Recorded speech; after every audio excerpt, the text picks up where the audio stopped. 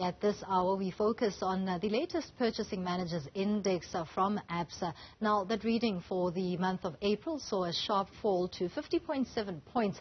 To expand on this data, we are now joined by economist at Absa, Miyelani Maluleke. Good evening to you, Miyelani. Let's first go through the attributing factors this time around.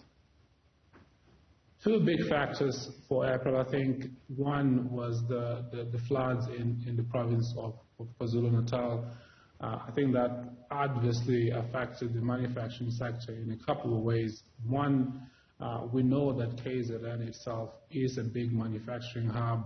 About 20% of all manufacturing activity takes place in KZN. So the disruptions to activity certainly did matter in April. But another way in which the floods would have mattered is that we know that KZN does have one of the busiest ports in the country, and I think the disruptions that we saw take place at the Durban port did mean that even businesses inland struggled a little bit to get some of the inputs that they required in time. So the spillover effects were quite broad-based. But I think the second big negative supply shock, Dumisang, was the load shedding that we've had to deal with through April. We know that it was a lot more intensified, and I think that certainly was a big factor for a lot of businesses. So it's really not surprising that we saw the Absa manufacturing PMI weakening as much as it did during the month.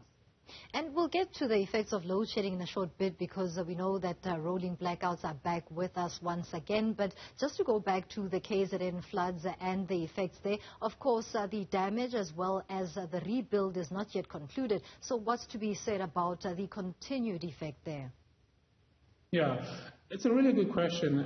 I think, even the PMI data can only give us a bit of a glimpse into what is going on, and I think you're absolutely right that even at this stage we don't understand fully the extent of the damage, not just to the infrastructure, but also to the productive capacity of the manufacturing sector, but also the broader economy. So I think it's entirely possible that we could, to be saying, I think over the next few months, continue to see some negative effects in the sense of some businesses still not being ready to operate at the level of production that they were operating at before the floods actually happened. So I think at this stage, certainly, I think we still need a bit more data, but I tend to agree with you that the effects could be a little bit prolonged over the months ahead.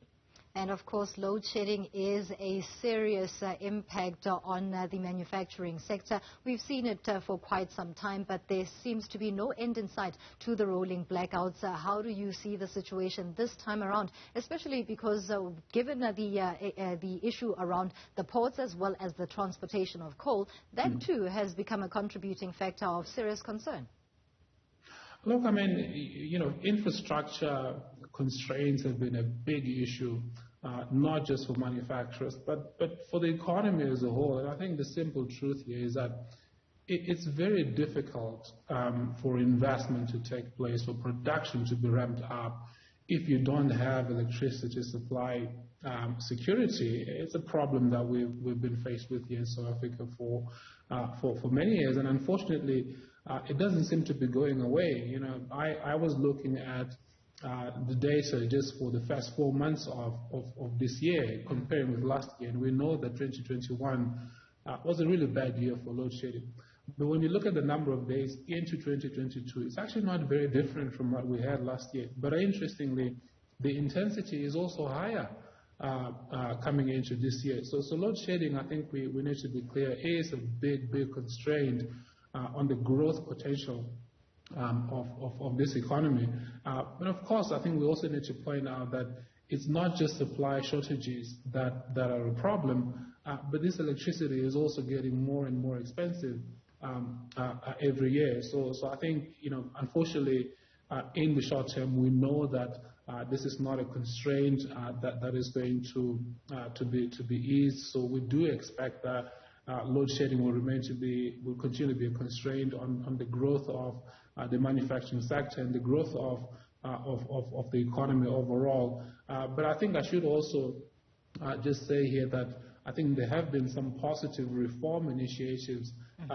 They just won't pay off very quickly. Just to mention two of them quickly. One, we've seen, of course, more renewable energy projects being approved. That's not going to come online very quickly. But secondly, the government also moved to increase the limit for embedded self-generation to 100 megawatts. I think that some businesses will want to take advantage of that, given the challenges that we have from the national grid. But again, that is also not something that is going to come online very quickly for a lot of businesses. So in the short term, load shedding does remain a big constraint. We've touched on the domestic issues, but there are global geopolitical concerns with the ongoing conflict between Russia and Ukraine. That's also having an effect on the local manufacturing sector, Miyelani. That's absolutely right, Dumisang. Of course, the direct trade that we do with Ukraine, that we do with Russia, it's not that much. It's less than 1% of the total trade that we do here in South Africa. But the Russia-Ukraine war has been a big stagflationary shock on the global economy. And one of the regions that is going to suffer is Europe, which is, of course, as a region, is a key trading partner of ours. I think you see this quite clearly when you look at what the IMF had to say about global growth prospects.